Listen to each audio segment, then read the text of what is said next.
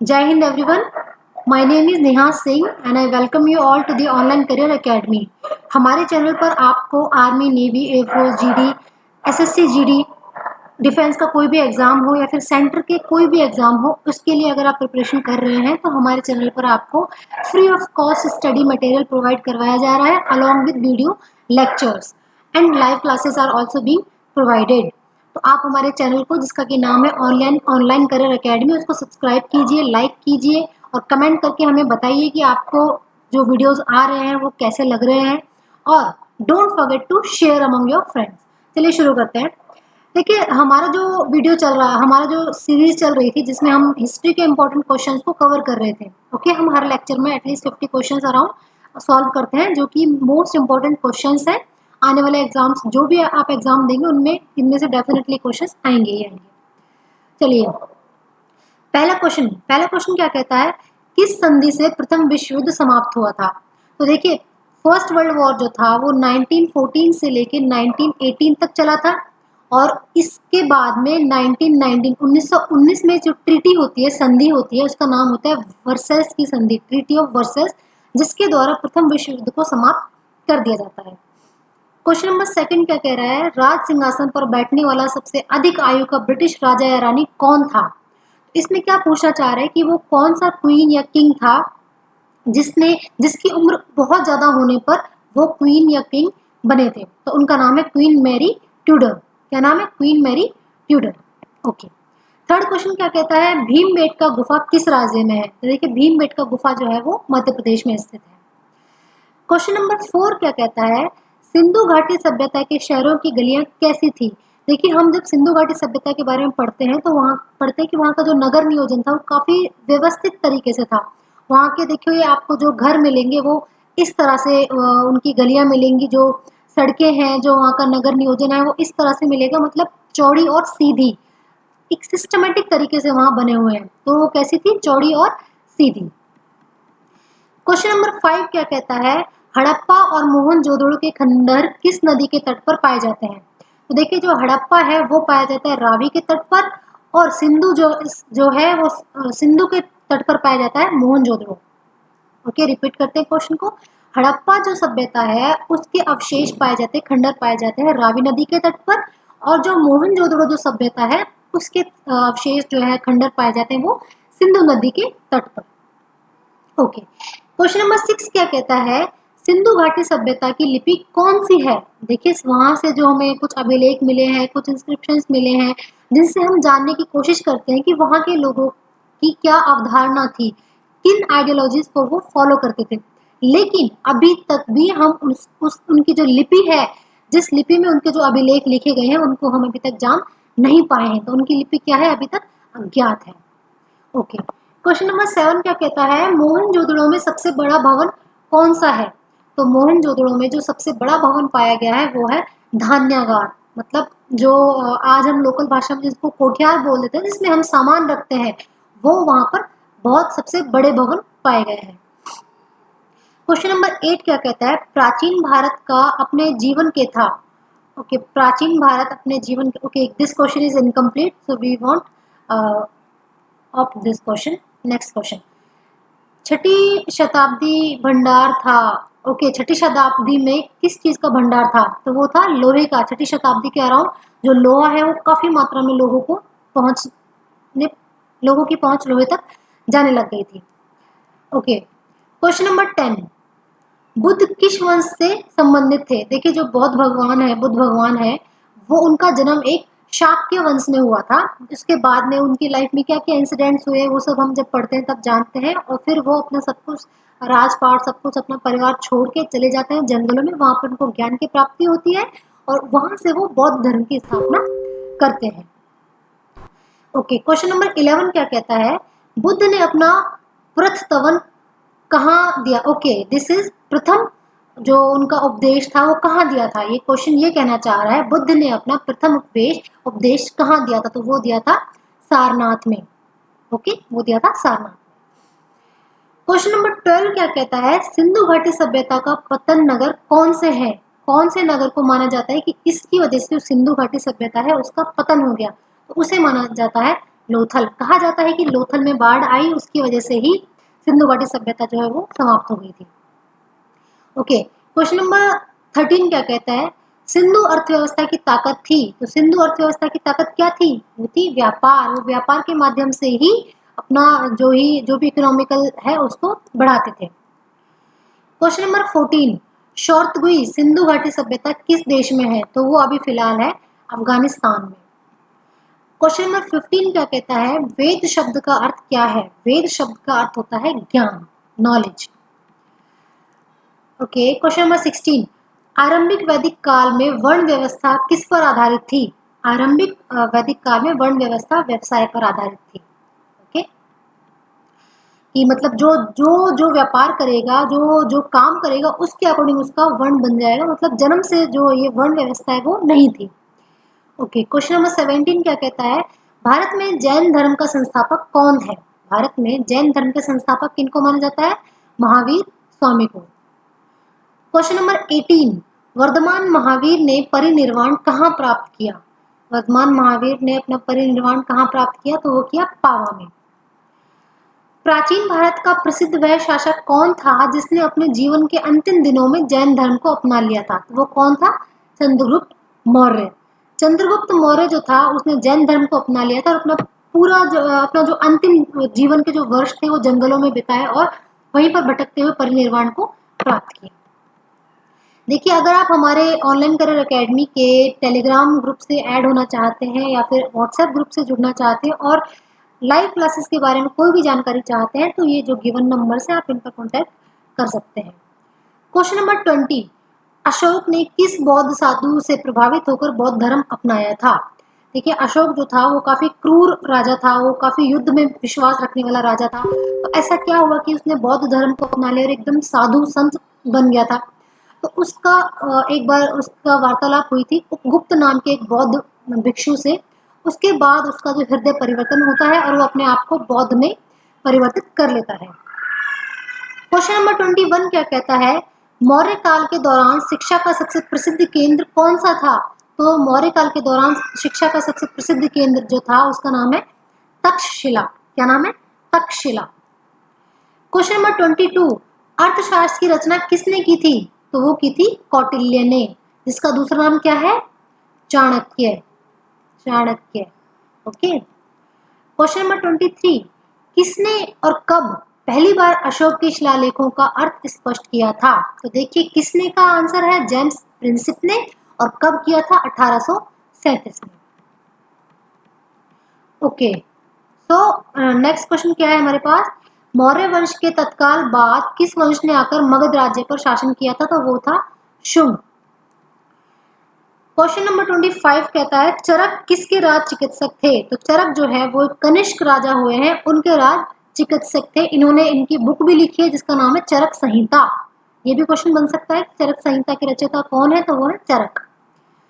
Question number 26, कौन सी कला Greco बौद्ध कला के नाम से भी जानी जाती है। तो देखिए, गांधार कला जो है, गांधार कला, उसमें दो जो है उनके हमें प्रभाव देखने को मिलता है। किसका, एक तो ग्रीक का और दूसरा बौद्ध कला का। क्वेश्चन नंबर 27, कनिष्क किस वर्ष में राज्य सिंहासन पर आरूढ़ हुए थे। कनिष्क जो है वो 78 ईस्वी 78 ईस्वी में सिंहासन पर बैठे थे और वहीं से इन्होंने एक हिंदू वर्ष की स्थापना करी थी, जिसको आज हम किस नाम से जानते हैं, जिसको आज हम जानते हैं Vikram Samvat. Okay, question number 28, बौद्ध धर्म संरक्षण कुषाण शासक कौन था। बौद्ध धर्म का जो संरक्षण करने वाला था कुषाण शासक, वो था कनिष्क। क्वेश्चन नंबर 29, प्राचीन काल में कौन कलिंग का एक महान शासक था। देखिए, खारवेल जो है वो कलिंग का बहुत ही महान शासक था। अब मुझे बताइए कलिंग कहाँ पर है, आप मुझे बताइए कमेंट करके कलिंग कहाँ पर स्थित है। क्वेश्चन नंबर 30, कलिंग शासक खारवेल ने किसे संरक्षण दिया था। तो कलिंग शासक खारवेल ने जैन धर्म को संरक्षण दिया था। ये कलिंग वही है जिसके साथ अशोका ने युद्ध किया था, जिसके ऊपर अटैक किया था और वहां पर बहुत सारे लोग मारे गए थे। उसके बाद ही अशोक का हृदय परिवर्तन होता है। क्वेश्चन नंबर 31 क्या कहता है, गुप्त राजा जिसने विक्रमादित्य की पदवी ग्रहण की थी उसका क्या नाम है। उसका नाम है चंद्रगुप्त मौर्य। ये चंद्रगुप्त मौर्य नहीं है, सॉरी ये चंद्रगुप्त मौर्य नहीं, ये हम बात कर रहे हैं गुप्ता डायनेस्टी के बारे में। ये हम बात कर रहे हैं गुप्ता डायनेस्टी के बारे में। उसके राजा थे चंद्रगुप्त सेकंड, जिसने विक्रमादित्य की पदवी ग्रहण की थी। क्वेश्चन नंबर 32 क्या कहता है, गुप्त काल के चांदी के सिक्कों को क्या कहा जाता था? तो गुप्त काल के चांदी के सिक्कों को कहा जाता था रुप्यक। क्या कहा जाता था? रुप्यक। तो कहीं ना कहीं हमारा जो रुपया शब्द है वो यहीं से लिया गया होगा। क्वेश्चन नंबर 33 कहती है लिच्छवी दोहित्र किसे कहते हैं? लिच्छवी दोहित्र कहते हैं समुद्रगुप्त को। वो इसलिए कहते हैं क्योंकि समुद्रगुप्त की जो शादी हुई थी वो लिच्छवी की राजकुमारी से हुई थी, इसलिए वो कहते हैं लिच्छवी दोहित्र। क्वेश्चन नंबर 34 कहता है भारतीय नेपोलियन के नाम से आम तौर पर कौन हिंदू राजा विख्यात है? तो जो समुद्रगुप्त है उसको कहा जाता है Napoleon of India, Napoleon of India. Question number 35 क्या कहता है इलाहाबाद स्तंभ शिलालेख किसने बनवाया था? तो इलाहाबाद में जो हमें स्तंभ मिला है वो किसने बनवाया था? वो बनवाया है हरिसेन ने। क्वेश्चन नंबर 36 क्या कहता है पंचतंत्र की कथाओं का संकलन किसने किया था? जो पंचतंत्र की जो इंटरेस्टिंग कहानियां आती हैं उनका संकलन करने वाला कौन था? विष्णु शर्मा। क्वेश्चन नंबर 37 वराहमिहिर कौन था?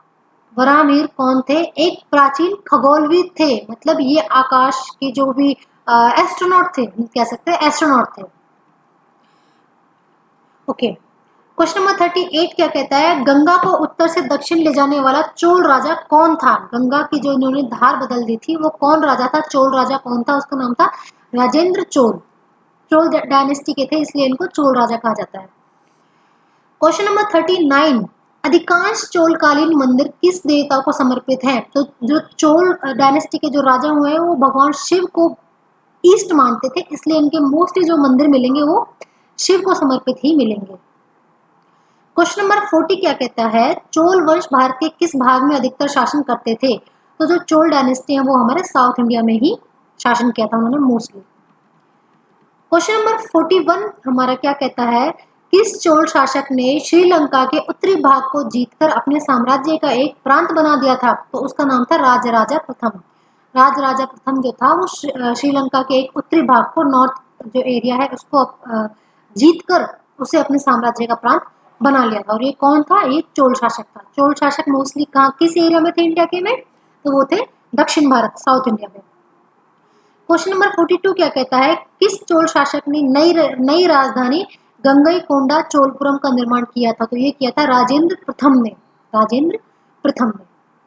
क्वेश्चन नंबर 43 द्वितीय पांड्यन साम्राज्य के भूमि माम का उल्लेख किसने किया गया है? तो इनका उल्लेख किया गया है थलवईपुरम तांबे की प्लेटों में। थलवईपुरम तांबे की जो प्लेटें मिली है उसमें हमें लिखा हुआ मिला है, उनका उल्लेख मिला है। किसका उल्लेख मिला है? द्वितीय पांड्यन साम्राज्य के भूमि माम का उल्लेख मिला है। क्वेश्चन नंबर 44 क्या कहता है विक्रमांक देव चरित्र के लेखक कौन है? विक्रमांक देव चरित्र जो है वो राजा विक्रमा के बारे में लिखा गया है। उसके लेखक कौन है? बिल्हण। किसने लिखा है उनको? बिल्हण ने। क्वेश्चन नंबर 45 क्या कहता है एक महान रोमानी नामक कादम्बरी का लेखक कौन था? तो वो थे बाण भट्ट। ये थोड़े टिपिकल क्वेश्चन है, इनको आप 2-3 बार रिवाइज करेंगे तो आपको अच्छे से माइंड में फिक्स हो जाएंगे। क्वेश्चन नंबर 46 क्या कहता है? क्वेश्चन नंबर 46 हमारा कहता है 13वीं शताब्दी में राजस्थान के माउंट आबू में प्रसिद्ध दिलवाड़ा मंदिर जो है वो किसने बनवाया था? तो वो बनवाया था तेजपाल ने। तो जो दिलवाड़ा मंदिर है ये किसके लिए प्रसिद्ध है? ये है जैन मंदिर, तो ये जैनियों के लिए ही प्रसिद्ध होगा। क्वेश्चन नंबर 47 क्या कहता है किसको शक्तिशाली नोबलों के एक समूह चिहालगानी के विनाश श्रेय दिया जाता है? देखिए ये दिया जाता है बलबन को। इसके बारे में आपको बताती हूँ। बलबन से पहले जो राजा था उसने बनाया था एक ग्रुप जिनको कहा जाता था दल चालीसा। इनको क्या कहा जाता था? दल चालीसा। और जिनको तुर्क चिहलगानी के नाम से भी जाना जाता था। किस नाम से? तुर्क चिहलगामी के नाम से भी जाना जाता था। तो इसमें क्या हुआ था बेसिकली 40 लोगों का एक ग्रुप था जो एक खुफिया एजेंसी के द्वारा काम करते थे। बलबन खुद उस एजेंसी का सदस्य था, लेकिन इसको पता था कि ये किस तरह से राजा के डिसीजंस को प्रभावित करके डिसीजन को बदलवा देते हैं और कहीं ना कहीं ये राजा के अगेंस्ट भी कॉन्स्पिरेसी करते रहते हैं। तो जब बलबन शासन में आया, सत्ता में आया, तो उसने सबसे पहले कहा कि अब पहले आपको खत्म करना है, मुझे अपने खिलाफ किसी तरह की कोई जासूसी नहीं चाहिए। क्वेश्चन नंबर 48 कहता है चिहालगानी या फोर्टी के रूप में विख्यात तुर्की सामंतों की शक्ति को भंग करने वाला प्रथम दिल्ली सुल्तान कौन था? तो वो कौन था? अभी हमने पढ़ा, बलबन। भारत की प्रथम महिला शासक कौन थी? तो वो थी रजिया सुल्तान। रजिया सुल्तान किसकी बेटी थी? रजिया सुल्तान जो बेटी थी वो थी इल्तुतमिश की। रजिया सुल्तान के फादर का नाम क्या था? इल्तुतमिश। ओके। दिल्ली के खिलजी सुल्तान कौन थे? दिल्ली के खिलजी सुल्तान जो थे वो तुर्क से आए हुए थे, इसलिए उनको तुर्की कहा जाता था। क्वेश्चन नंबर 51, सल्तनत वंश की विशालतम स्थायी सेना जिसका भुगतान सीधा राज्य द्वारा किया जाता था वो किसके द्वारा बनाई गई थी? वो बनाई गई थी अलाउद्दीन खिलजी के द्वारा। अलाउद्दीन खिलजी जो है उसने बहुत सारे सेना से रिलेटेड बहुत सारे नए नए नियम चलाए थे। जैसे उसने दाग प्रथा चलाई थी, जैसे जो भी दाग और चेहरा प्रथा उसने चलाई थी कि मतलब जो सैनिक है उनके चेहरे का जो भी है उनका एक, जैसे आज के टाइम में आधार कार्ड चलता है, तो ये उस टाइम का आधार कार्ड था। और जो घोड़े होते थे उनके ऊपर एक विशेष प्रकार का दाग, एक निशान लगा दिया जाता था, जिससे ये पहचान में आ जाता था कि ये कौन सी कंपनी का, कहाँ का घोड़ा है, किस कंपनी से। मेरा मतलब एक आईटी कंपनी नहीं है, कंपनी से मतलब कौन सी जो कैवेलरी की जो यूनिट होती थी उसका घोड़ा है ये। क्वेश्चन नंबर 52 क्या कहता है बाजार विनिमय प्रणाली आरंभ किसने की थी? तो ये भी किसने करी थी? अलाउद्दीन खिलजी ने। अलाउद्दीन खिलजी ने काफी जो एक एडमिनिस्ट्रेटिव लेवल पर जो काम किए वो अच्छे काम भी किए हैं। क्वेश्चन नंबर 53, किसे भारत का तोता कहा जाता है? तो भारत का तोता कहा जाता है अमीर खुसरो को। क्वेश्चन नंबर 54, किस कारण से मोहम्मद बिन तुगलक असफल व्यक्ति था? मोहम्मद बिन तुगलक जो था वो एक व्यवहारिक राजनेता नहीं था, वो एक सन की राजा कहा जाता है। उसको कभी भी कुछ भी कर देता था, कभी अपनी प्रजा की बात नहीं मानता था, अपनी मंत्रिमंडल की बात नहीं मानता था, तो वो एक व्यवहारिक राजनेता नहीं था, इसलिए उसको असफल व्यक्ति माना जाता है। तो यहाँ पर हमारे जो इम्पोर्टेंट क्वेश्चन हैं वो फिनिश होते हैं। तो हमारे चैनल को सब्सक्राइब कीजिए जिसका कि नाम है ऑनलाइन करियर एकेडमी, और हमारे टेलीग्राम ग्रुप को भी आप ज्वाइन कर सकते हैं, व्हाट्सएप ग्रुप को भी आप ज्वाइन कर सकते हैं। लिंक आपको डिस्क्रिप्शन में मिल जाएगा, टेलीग्राम का भी लिंक आपको डिस्क्रिप्शन में मिल जाएगा। और if you want to join the live free live classes and if you have any query regarding the live classes, तो you can contact us on this given number। तो पढ़ते रहिए and keep your josh high. मिलते हैं बहुत जल्दी ही with the most interesting questions. तब तक के लिए खुश रहिए। जय हिंद।